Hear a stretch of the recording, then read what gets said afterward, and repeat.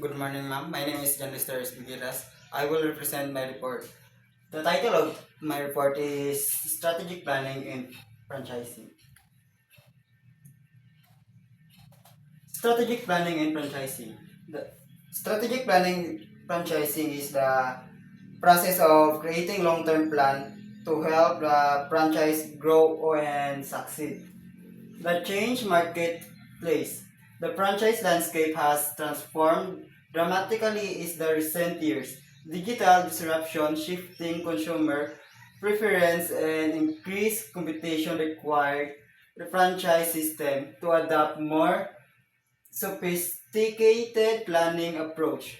What worked a decade ago may no longer be effective in today's dynamic environment. Successful franchise now operate in a multi-channel world where customer expectation evolve rapidly. The changing marketplace is the franchise industry has changed a lot because of technology, changing customer preference, and strong competition. Challenge businesses. Many franchise owners and smaller franchise systems struggle to implement strategic planning effectively. Mm. Ang changing challenge for smaller businesses, the small franchise system often struggle with strategic planning because they have limited resources, competing priorities and lack of formal training create barriers to systematic planning. There are five essential step in strategic planning.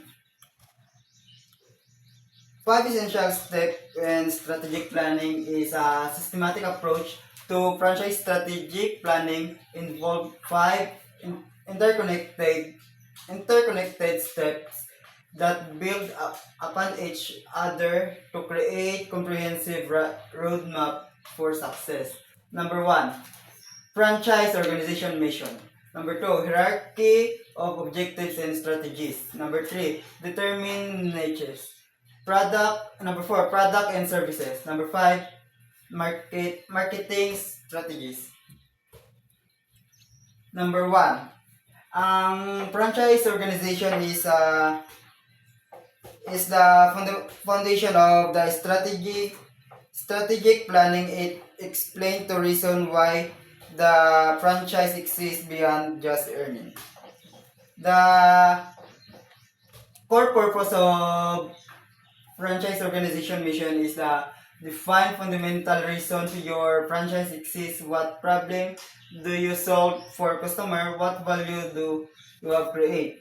Tapos, ang value and principles is establish the ethical and operational standards that govern franchise operation. Tapos, ang long-term vision articulate where you want to franchise system to be in 5 to 10 years.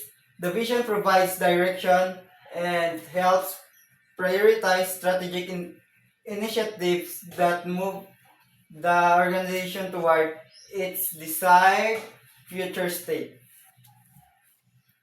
Number two, hierarchy, objective, and strategies. This is the pyramid of hierarchy, creating a clear the clear hierarchy ensure that strategies goal align from the franchise system level down to individual franchise location. Number one, corporate level. Corporate level is the corporate level is overall vision.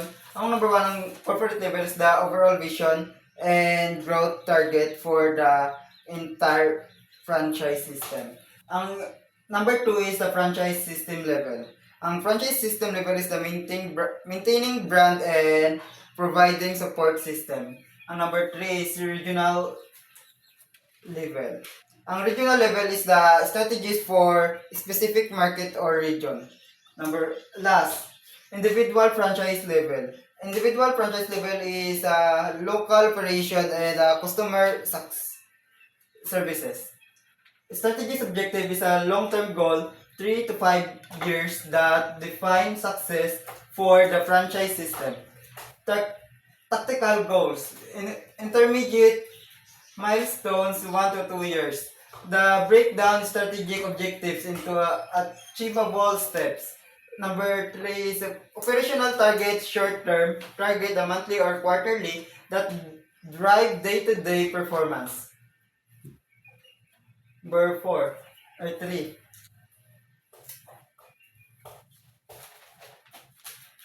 Determining niches suitable to company strength. Ang the determinable niches suitable in the company is the niches is a specific market segment that the franchise can serve best in market analysis, research customer segment, customer competitor, positioning, and market trends. Identify understanding needs and emerging opportunities where your franchise can excel. Core competencies. Core competencies, these are the franchise strongest capabilities such as efficient operations, strong brand and reputation, or excellent training system. Strategic fit. Match market opportunities with franchise strength. The ideal niches maximize competitive advantage while minimize resources requirement and risk exposure. Number 4, product and services. Product and services are the main level of that franchise provides to customer. Ang product and service decision must align with the franchise mission, target niches, and competitive positioning. This offering represent the tangible value delivered to customer and the basis of the franchise differentiation. Number 4, offering. Core offering are the main product or service that represent the franchise brand. Value added service. Value added service identifies supplementary offering that enhance customer experience and increase revenue per transaction. Quality standard. Quality standard is the specification and procedure that ensure consistent delivery across a franchise location. Continuous improvement. Build mechanism or ongoing product and service refinement based on customer feedback, market trend, and operational insight. The last, market strategic continuity and growth. Market strategies and continuity and growth is the franchise should constantly improve their marketing. Marketing strategies help franchise attract new customer and keep existing ones. Ang marketing strategies for continuity and growth. Effective marketing strategies balance immediately revenue generation and with long-term brand building. Ang brand awareness. Ang brand awareness build recognition through consistent messaging and multi-channel presence system. Marketing establishes brand identity while local efforts drive immediate customer traffic. Ang brand awareness is the franchise promote their brand through consistent messaging across different channels. Ang customer acquisition is develop target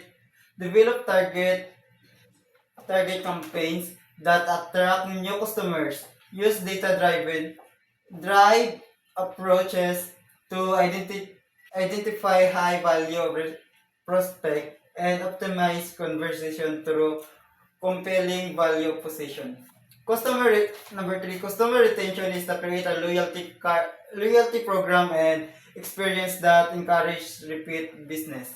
Retaining existing customer costs less than acquiring new ones and build sustainability revenue. There are two channels of marketing strategies for continuity growth. Number one is the traditional. There are two channels, the traditional and digital channels. That ang traditional channels belong local print advertising and community publication. Number two is the direct mail campaign to target the night work. Number three is the outdoor advertising including billboard and signage. Number four is the radio and local television spot. Number four is the event sponsorship and community involvement. This is the digital channel belongs. Number one is social media marketing across platform search. Number two is search engine optimization and paid search. Email marketing and customer databases. Number four is the online review and management and reputation waves. Number five is website and mobile apps experience. That's all. Thank you.